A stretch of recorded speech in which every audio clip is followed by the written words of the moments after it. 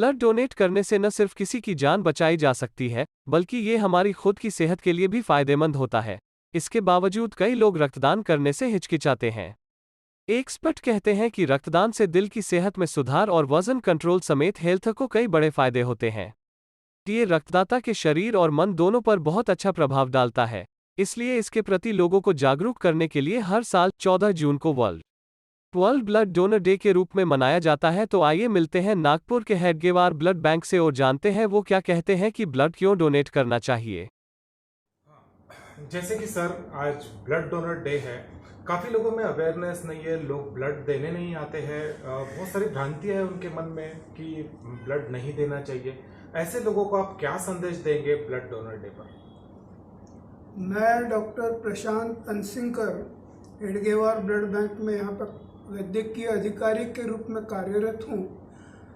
आज 14 जून यह विश्व रक्तदाता दिवस के रूप में मनाया जाता है और इसका उद्देश्य यही है कि जितने भी रक्तदाताओं ने आज तक रक्तदान किया है उनको एक सॉर्ट ऑफ हम लोग थैंक्स गिविंग कहते हैं, धन्यवाद प्रस्ताव उनके लिए है।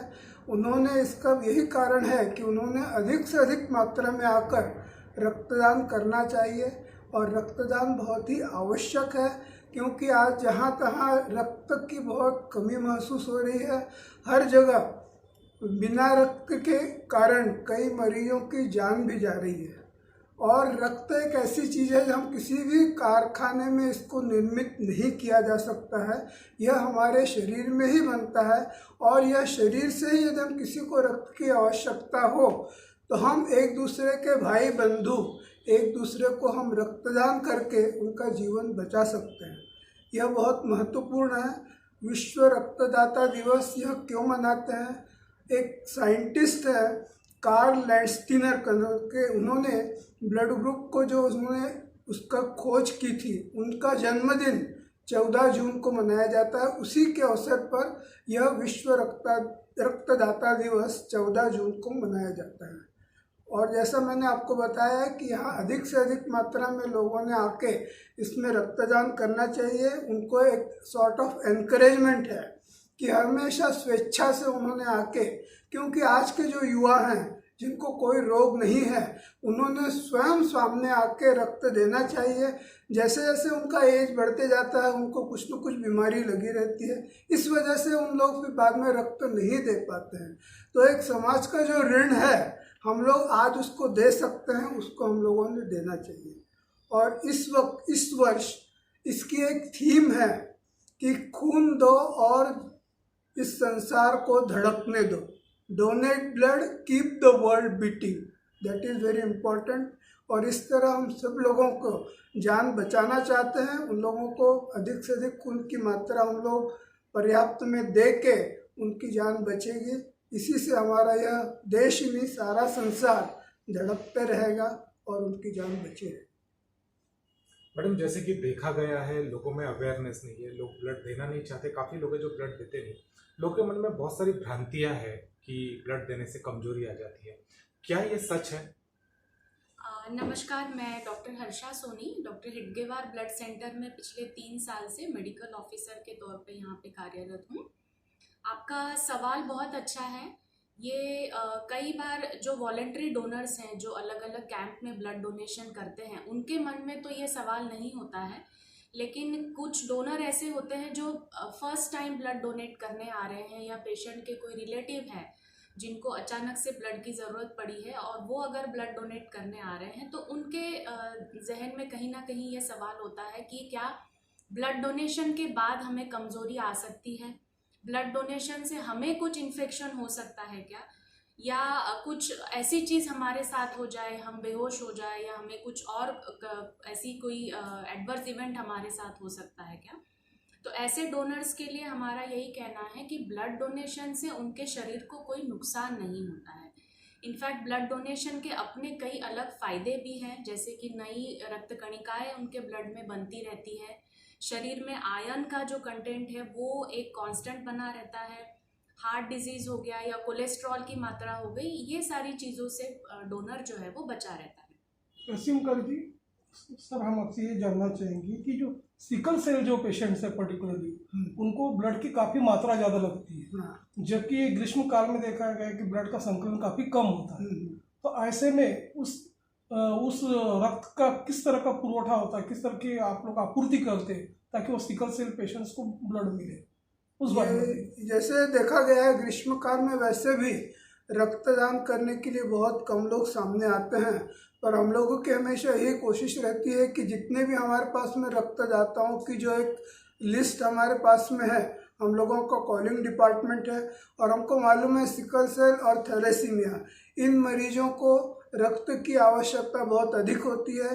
थैलेसीमिया के पेशेंट को तो महीने में 2 या 3 बार भी लग सकता है, और सिकल सेल एनीमिया जब भी वो क्राइसिस में होता है, जब उनके शरीर में खून की कमी हो जाती है, क्योंकि सिकल सेल एक ऐसा डिसीज़ है जिसमें उनको जो शरीर की रक्त कणिकाएं हैं वो अपने आप डिस्ट्रॉय होने लगती हैं, और जैसे वो डिस्ट्रॉय होने लगती है तो उनको रक्त की आवश्यकता होती है। और ऐसे समय में ग्रीष्म काल में जब रक्त कैंप बहुत कम होते हैं और स्कूल कॉलेजेस को छुट्टियां होती हैं तो लोग उस समय सामने नहीं आते, परंतु हमारा कॉलिंग डिपार्टमेंट काफ़ी एक्टिव रहता है और उन लोगों को हम लोग यहाँ बुला के किसी न किसी तरह उन लोगों को हम लोगों ने पूरे ग्रीष्म काल में भी रक्त का जो भी उनको आवश्यकता थी उसकी पूर्ति की है। तो कोविड के क्रिटिकल स्टेज को देखते हुए जैसे काफ़ी ब्लड की आवश्यकता गिरती थी, तो इस चीज़ को फुलफिल करने के लिए आगे चल के आप लोगों की मतलब खासतौर पे जो रक्त पेढ़ी है, जो आपके डॉक्टर हेडगेवार ब्लड बैंक है, वर्ल्ड डोनर डे के अवसर पर कुछ आप लोगों ने ऐसा संकल्प लिया हुआ है क्या, उस बारे में बताइए। हमारा संकल्प हमेशा यही रहता है कि अधिक से अधिक मात्रा में लोगों को एक तरह से हमको इनकरेज करें कि अधिक से अधिक मात्रा में वो स्वेच्छा से सामने आए और रक्त की जो भी हम लोग के यहाँ ब्लड में जो हम लोग का स्टॉक है वो हमेशा फुलफिल रहे, और जिसकी भी मरीज को जब भी ज़रूरत होती है तो वो सामने आए और वो दे। और हमारा विश्व रक्तदाता दिवस के उपलक्ष्य में सभी रक्तदाताओं को यही संदेश है कि जैसा समय अभी बहुत विकट है, कोरोना की मालूम नहीं दूसरी तीसरी लहर जो भी अभी चल रहा है, तो हम लोगों को उसमें हम लोगों ने शुरू में ही उसके लिए हम लोगों ने अलर्ट होना चाहिए। सबसे अधिक रक्तदाताओं ने सामने आके स्वेच्छा से रक्तदान करें ताकि हम लोगों की जो ब्लड बैंक में स्टॉक जो है वो अधिक से अधिक हो, और कभी भी किसी को भी ज़रूरत पड़े तो हम लोग उनका रक्त का पूर्ति कर सकें। मैडम, जो जनरली डायबिटिक पेशेंट होते हैं उन पेशेंट के मन में अक्सर ये बात होती है, क्या वो ब्लड डोनेट कर सकते हैं, और अगर कर सकते हैं तो उनका ब्लड जिनको शुगर रहता है या फिर जिनको डायबिटीज़ रहता है उनको ही दिया जा सकता है, क्या हो सकती है इसकी संकल्पना? डायबिटीज़ के लिए भारत सरकार की गाइडलाइन डायबिटीज़ वाले डोनर के लिए बहुत क्लियर है। इसमें ऐसे डोनर जो कि इंसुलिन ले रहे हैं और इंसुलिन लेके उनका शुगर अगर वो कंट्रोल में रख रहे हैं या अनकंट्रोल भी है, तो भी ऐसे डोनर जो है वो कभी अपना ब्लड जो है वो डोनेट नहीं कर सकते हैं। डायबिटीज़ वाले डोनर जिन्होंने मेडिसिन से अपना शुगर कंट्रोल में रखा हुआ है, ऐसे डोनर ज़रूर ब्लड डोनेशन कर सकते हैं, प्रोवाइडेड ब्लड डोनेशन के वक्त उनका ब्लड शुगर जो है वो नॉर्मल होना चाहिए। तो डायबिटीज़ के लिए यही मेन क्राइटेरिया है कि इंसुलिन वाले कभी भी डोनेशन नहीं दे सकते। कोरोना के इस दौर में जहाँ एक तरफ जो ये होता है, कोरोना के इस दौर में प्लाज्मा डोनर्स की काफ़ी कमी नज़र आई है, काफ़ी लोग प्लाज्मा से ठीक होते नज़र आए हैं। आईसीएमआर ने उसको प्रोटोकॉल से बाहर कर दिया, इसके ऊपर आपकी क्या राय है? क्या उसको प्रोटोकॉल में रखा जाना चाहिए था? प्लाज्मा थेरेपी जो है लगभग लास्ट 100 साल से पेशेंट ट्रीटमेंट के लिए इस्तेमाल में लाई जा रही थी। बीच में आपने देखा होगा सार्स या मर्स ऐसे जो आउटब्रेक्स हुए थे कुछ कंट्रीज़ में, उस वक्त भी, या इबोला वायरस इन्फेक्शन, उस वक्त भी ये कॉन्वलेसेंट प्लाज्मा थेरेपी जो है ये कई देशों में पेशेंट के ट्रीटमेंट के लिए इस्तेमाल में लाई गई। वर्ल्ड वाइड जब ये पैंडेमिक हुआ है कोविड-19 का, तो प्लाज्मा थेरेपी पूरे विश्व भर में पहली बार ऐसे हुआ कि प्लाज्मा थेरेपी जो है वो इम्प्लीमेंट की गई। भारत में भी आईसीएमआर की जो गाइडलाइंस आई थी लास्ट ईयर, उसमें प्लाज्मा थेरेपी का उल्लेख किया गया था। अभी जो आपने मुझसे सवाल पूछा कि क्या वो प्लाज्मा थेरेपी उन्होंने विड्रॉ की है, क्या ये सही है क्या गलत है। अगर हम बात करें तो जितने भी ट्रीटमेंट में प्रोटोकॉल में जो भी मेडिसिन्स थी इंक्लूडिंग प्लाज्मा थेरेपी, वो सारी अभी इन्वेस्टिगेशनल फेज में थी। इन्वेस्टिगेशनल फेज में मतलब वायरस का कोई ऐसा हमें इलाज पता नहीं था, अभी भी नहीं है, क्योंकि ये वायरस जो है, ये नया वायरस जो है वो मिला था। इसके बारे में पहले किसी को कुछ ज़्यादा जानकारी भी नहीं थी। तो जो भी पॉसिबल ट्रीटमेंट मोडालिटीज़ अवेलेबल होती है जिससे भी मरीज़ की जान बच सके, वो सारी प्रोटोकॉल में इंक्लूड की गई थी।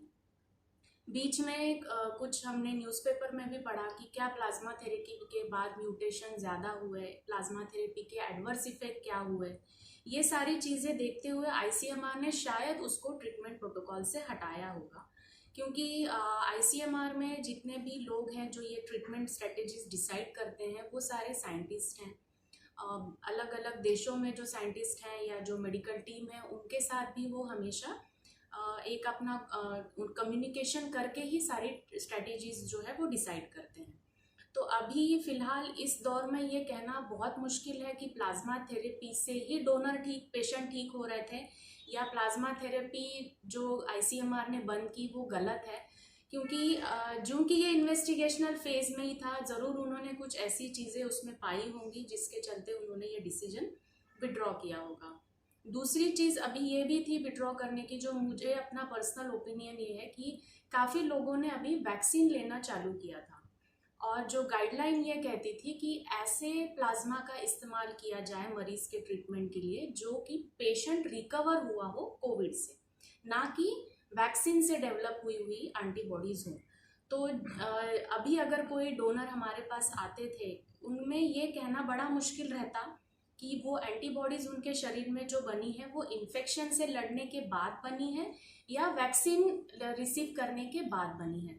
तो ऐसी कई सारी चीज़ें हैं जिसको देख के मुझे लग रहा है उन्होंने प्लाज्मा थेरेपी जो है वो विड्रॉ की। इसी से जुड़ा हुआ एक प्रश्न ये है कि हर्षा मैडम, कि जो कोरोना के पार्श्वभूमि में जैसे लोगों को ब्लड संकलन के लिए प्रोत्साहित किया जाता था, उसी तरह प्लाज्मा डोनेशन के लिए भी काफ़ी लोगों को प्रोत्साहित किया जा रहा, तो उसका औचित्य क्या है और आगे चल के किस तरह का उसका उपयोग होने वाला, उस बारे में बताइए।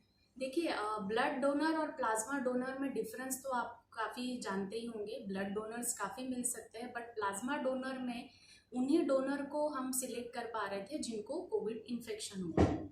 अभी उनमें भी हमारा ऑब्जर्वेशन ये था कि अगर हम 10 डोनर को एंटीबॉडीज़ के लिए टेस्ट कर रहे हैं तो लगभग उसमें से 4 या 5 डोनर ऐसे थे जिनमें पर्याप्त मात्रा में एंटीबॉडीज़ हमको मिली।